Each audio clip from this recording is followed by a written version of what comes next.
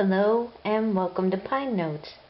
This is Lisa and this is the shawl in a ball wrap that I finished this particular weekend. I'm going to give you my final review on the material and perhaps show you how I made my shawl in the ball. This is the ebb tide pattern on linebrand.com. And of course it will be linked below for you. But I thought I'd give a few helpful tips. Now it says you can make one shawl in a ball, and if you saw my first initial review, I wasn't happy with the length. So I will insert pictures of my finished product right here.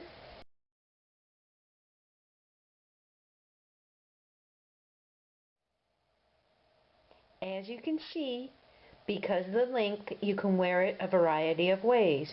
And what else did you notice? Fringe! Yes, I think Fringe absolutely made this shawl a to-go item in my wardrobe. I can wear it with whites, reds, navies, and turquoise, all of which I have, and which is why I chose Healing Teal for a color. Now I will tell you, the second ball of yarn was a mess. This is the third right here. Not sure what I'm going to do with this one. It had 3 knots in it, and I'll point out in a picture where the colorway was basically just turquoise.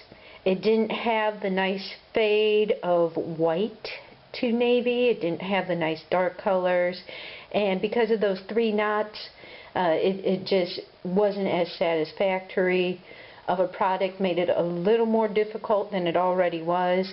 But here, let's go into the pattern because it sure made a fantastic item, and I cannot wait to wear it this spring and summer for summer cool nights. And my pattern is starting with the basics of the ebb tide shawl. And so what you want to do is just make your loop nice and loose, and for time's sake, I did 40 across. We're probably only going to do a couple here because this shawl worked up so quickly and so nicely that you just want to chain. Let's just chain a few here so I can show you how I worked this mesh product. You know I love a mesh stitch. If you watched any of my Clement Cannon ponchos by Lion Brand, that's where I first fell in love with it, and then when I saw this, I was absolutely hooked. Now what you do for a mesh stitch is you're going to double crochet, so skip a space, and this is where I say this is very hard to work with because the yarn is so fuzzy you really can't see what you're doing. So here we go, double crochet, which means yarn over, pull through, yarn over, pull through, and a single stitch to separate. So there you've got your little triangle started, and again we're going to yarn over, so we're going to double crochet by skipping 1, going into the next loop, yarn over, pull through, yarn over, pull through 2, yarn over, pull through 2, and a single stitch. So you want to complete that all the way across until you have your foundation stitch. And again, this is a little difficult to work with.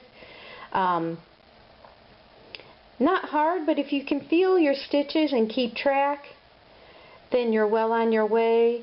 Remember, yarn over for that double crochet. Find a place where you can place your needle. And I'll tell you what, because I added fringe, I wasn't concerned with the placement of my stitches on the edge. And we're going to yarn up 4 right here. 1, 2, 3, 4. Pretend we're at the end of the row. Now here's the fun part. We created a little mesh here. Now, how I did my mesh, which was not in the ebb shawl pattern, was I dove into the middle. So yarn over, dive into the middle, and yes, I am starting directly in this chain, and you'll know why at the end. Right here, pull through, you're just diving right in the middle,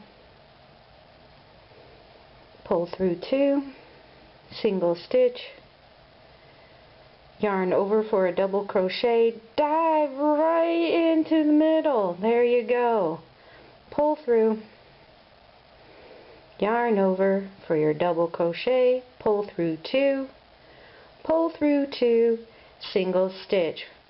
Now when you get to the end of any mesh stitch, I really want you to go into the top of the double crochet. This way your edges will stay nice and straight, as we found out from my Clement Cannon poncho. So again, pull through, and 1, 2, 3, 4 turning stitch. Here we go. Now on your 3rd row, for stability, because this is such a light and floaty fabric, I want you to yarn over and go through the top of the last double crochet. Yarn over, pull through 2, yarn over, pull through 2, single stitch, yarn over, top of that double crochet, yarn over, pull through, 2, single, yarn over, top. This is the turning chain. Make sure you get the top of that turning chain. Pull through 2, chain 4, 1, 2, 3, 4, and now back to my favorite. You are diving through right next to your turning chain, and this is so important. I'm going to reiterate that you count your double crochets. I had to count 40 every single time, because with the mesh you can lose spaces. So I know it goes so quick. Why not count? I know it's a little bother, but why not? Okay, here we go. Dive through the middle. There you go. Single. And again, pretending that we're at the end here, you're going to go right on top of that turning chain, yarning over, pulling through 2, and 4. 1, 2, 3, 4, and again turn, and this is where you're going to double crochet into the top of the mesh, that double crochet right there, yarn over, pull through 2, and a single, and that's pretty much it. This is simple, it's easy to work out. I hope you could see the variations of thread just in this sample piece. It's a wonderful, wonderful look. It looks much more expensive. My whole shawl basically cost $20 because I used 2 whole rolls. So I hope you enjoy your shawl and the ball. Like I said, I was disappointed in the colorway, but I'll tell you what, I'm going to work with it. One side can be for denim and one side can be for turquoise. And now the finishing touches on the shawl in the ball ebb tide pattern by Lion Brand. To get this look, please, when you're finished, do 2 single crochet on the edges of your shawl right here. Cut a 12-inch length of yarn, and I'm only using 2, so that will make 4 when folded. This is such a light and fluffy fabric. I didn't want to weigh it down with any more fringe, And it's so easy to add this nice touch. What you want to do is make sure your product is facing forward, so both sides face forward, to get this nice little knot right here. And you go in to a stitch that you just created. I want you to pull through, making sure they're fairly even on the end. At this point you can drop your crochet hook, pinch it, and gently pull into place, creating a nice knot. And we'll do one more. Here we go. You've got your pre-cut 12 inches of yarn, so fold in there 6 inches. Loop it through your hands. Insert your crochet and pull through. At this point you can drop, pinch and pull through, and gently pull in place. And that's how you do the very nice fringe that I added on. I love fringe. I'm going to add it probably to every project, as you saw on my Clement Cannon poncho. What I especially love is the ombre effect of this side, and that's just how the yarn came out of this particular ball.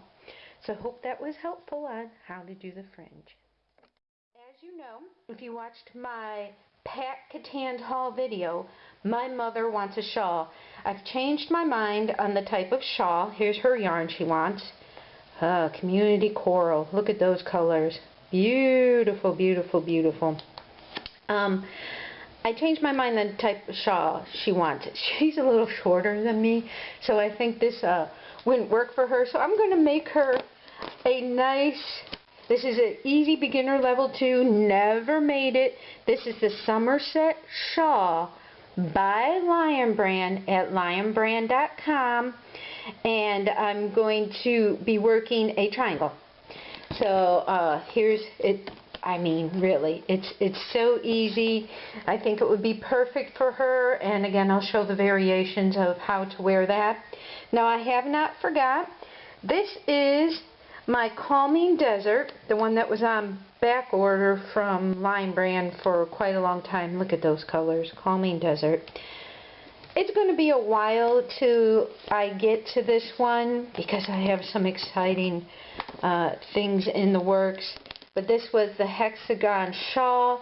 I'm still not sure if this granny square type project would be good for this yarn.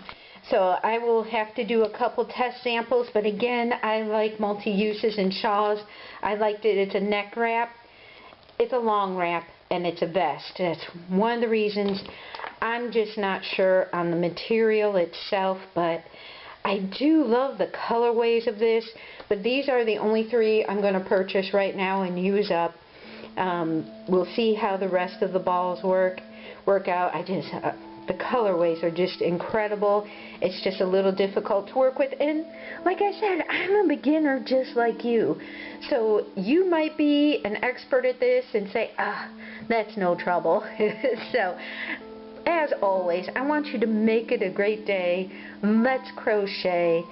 Thank you, as always, for watching, liking, and subscribing. This is Lisa at Pine Notes.